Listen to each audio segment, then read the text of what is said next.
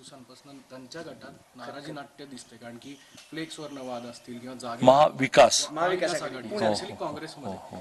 तर असं कुठेतरी महाविकास आघाडीमध्ये तर आलबेल आहेच, पण महायुतीमध्ये असं कुठे दिसत नाही. त्यामुळे येत्या निवडणुकीत हा फायदा खरं तर थेट महायुतीला होईल. नाही, महायुती एकसंघ राहावी यासाठी उद्या तर मी मावळमध्ये चाललो, त्याच्या आधी शिरूरला गेलो, त्याच्या आधी बारामतीत गेलो, पुण्यामध्ये सोपं असल्यामुळे विधानसभाशी गेलो आणि सगळ्यांना हात जोडून विनंती केली की ह्याने काही पोट भरत नाही की फ्लेक्सवर फोटो आहे का, मोठा आहे का, छोटा आहे का, तरी घेणाऱ्याने काळजी घ्यावी, पण ज्याचा फोटो चुकला, छोटा झाला, त्याने हा काही इश्यू करू नये असं मी खूप हात जोडून सांगितलं आहे.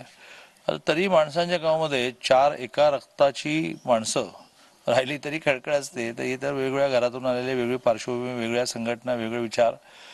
तर संघटना चांगली चालते तेव्हाच की ज्या वेळेला खळखळ झाली की लगेच ती नीट केली जाते. आता पुण्याचं झालं, पण बारामतीचं अजून काही मिटताना दिसत नाहीत, काही गोष्टी आहेत.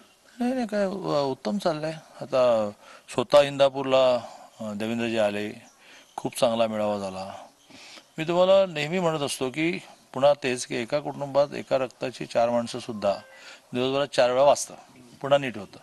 हे तर वेगळे पक्ष, वेगळे विचार, वेगळ्या सवयी. दादा, पुण्याच्या बाबतीत एक प्रश्न आहे की पाण्याची समस्या काही दिवसात गंभीर होण्याची शक्यता आहे. एकीकडे उन्हाच्या झळा वाढत आहेत, दुसरीकडे पाण्याचं स्टोरेज जे आहे ते कमी होत चाललंय. याच्यासाठी पालकमंत्र्यांशी आपण काही बोलणार आहात का? याच्यावर काही मुळात आचारसंहिता लागल्यानंतर कोणाही मंत्र्याने साधा